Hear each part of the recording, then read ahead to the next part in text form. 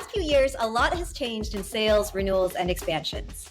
We all know there was a massive pandemic and economic downturn that dramatically altered the way we sell. But that wasn't the only thing. We saw a huge shift in who buyers were and what they wanted. Today, 71% of business buyers are under the age of 45. Unshockingly, 86% of these buyers cite dissatisfaction with the buying process. In general, 66 buyers don't find the sellers helpful at all. So it's no surprise that given these shifts, seller attainment is at an all-time low.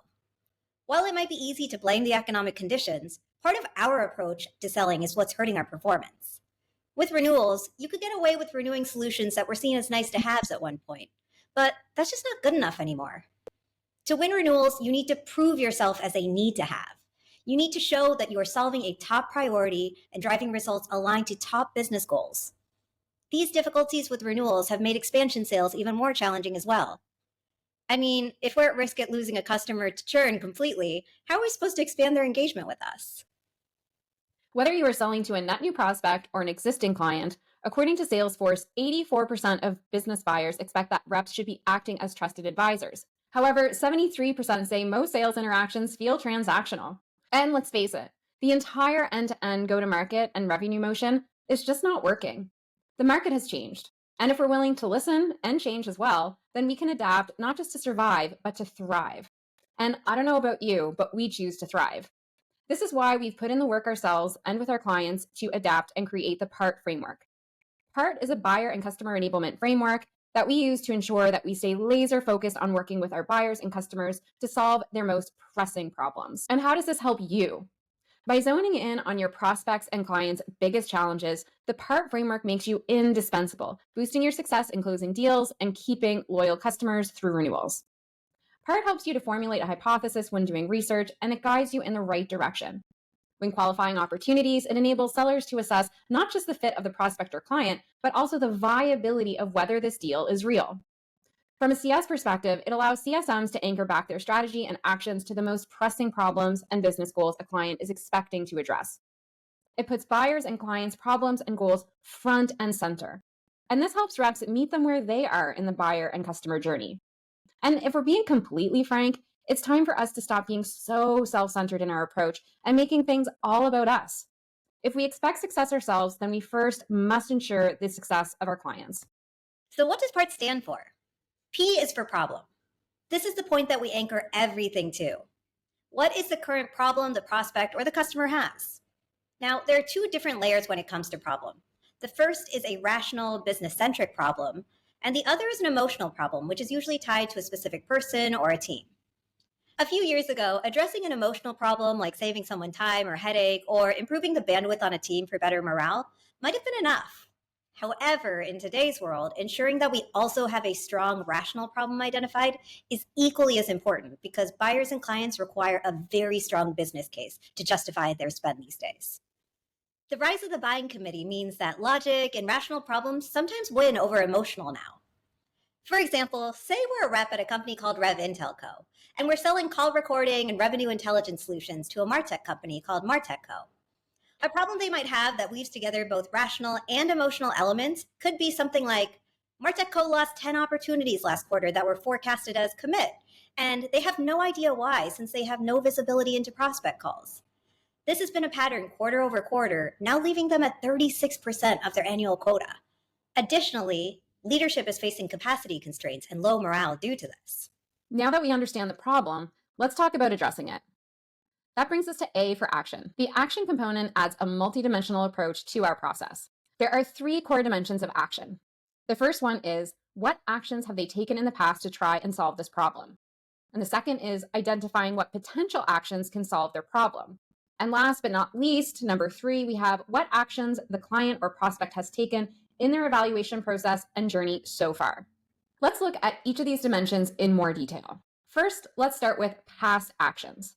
What actions has the prospect or client taken in the past to solve this problem? And how long has this been status quo for? Is it a big enough problem that they've tried to fix before but haven't been successful yet? Answering these questions helps us to gauge if the problem is important enough to solve and whether the deal has actual momentum or if this is a minor annoyance. Then secondly, looking at potential actions. We need to ask questions like, What actions can the prospect or client take to rectify their problem? This is where our solution might come into play, but it isn't necessarily specific to us.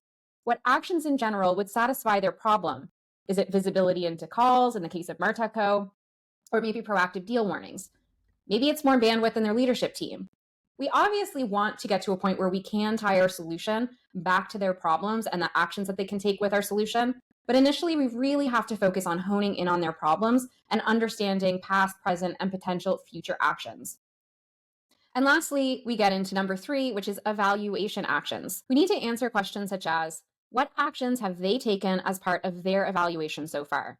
Where are they in their buyer and client journey? This tells us if the buyer is in an active evaluation and where they stand. Have they started speaking to other solutions? Have they started proof of concepts? Or have they tried something as part of this evaluation and it just hasn't worked? And so now they're looking for another solution. This ensures that we are aligned with the buyer's journey and that we're speeding up or slowing down our pace to match theirs. We're meeting them where they are. When we put these dimensions together, it helps us guide the buyer and client and allows us to formulate a strategy that supports meeting those desired outcomes and ultimately closes the deal and the renewal for us. For example, if we go back to our Martech example, this might look like, when this started happening 2 quarters ago, leadership asked managers to start joining prospect calls to ensure that everything was in line. However, this didn't scale. Several managers started to feel overwhelmed with the roles, leading to turnover that Martech couldn't afford in the first place. On top of that, the improvement in opportunities was non-existent. Now they know they need a scalable way to understand what's happening in prospect and client calls. As a result, they are looking for technology that can capture the true voice of the customer. This will help signal to leadership that there are deals that are at risk. They've already started their search, engaging a call recording tool that a friend recommended, but now they are having intro calls with 3 other solutions, including ours. Knowing this, we can better inform the actions that we need to take now. Now understanding their problem, the actions that have already been taken, and that it's a competitive evaluation, we can map out our next action. In this case, it could be discovery with each of the stakeholders to understand what their top decision criteria is. So as you can see, this meets buyers where they are, while also allowing us to progress the deal forward in a buyer-centric way. With our action identified, we must now tie that to what the outcome of that action is for both the business and each stakeholder involved. This brings us to R, which is for results. What is the end result of solving the problem with our action? Now, this can't be a nebulous result like saving time. We need to understand the quantifiable results they need to see at a top business level perspective, as well as at a stakeholder level. This allows us to establish a business case, ROI, and overcome the cost of inaction. Let's continue the thread from our earlier example. If we can provide Martech Co. with more visibility into what's happening in their opportunities, they'll be able to spot deals and renewals that are at risk and prevent the revenue loss that they had been experiencing for the last several quarters. This will ultimately help them move from 30 to 60% in revenue attainment in the next quarter. By maintaining this progress, we can help them hit 100% revenue attainment by the end of this year, which we identified earlier in discovery is the required results. From a stakeholder perspective, by doing this scalably through technology, sales leaders will have more capacity to focus on coaching, and not to mention alleviating the fear of getting let go. Reps will also have an increased capacity to manage more deals, thereby helping increase pipeline. As a result of increased pipeline and better coaching, there will be improved win rates as well. Now, keep in mind, there are 2 different levels to this. During the evaluation, we need to give them the confidence that they can achieve these results. And after implementation, we need to actually achieve these results.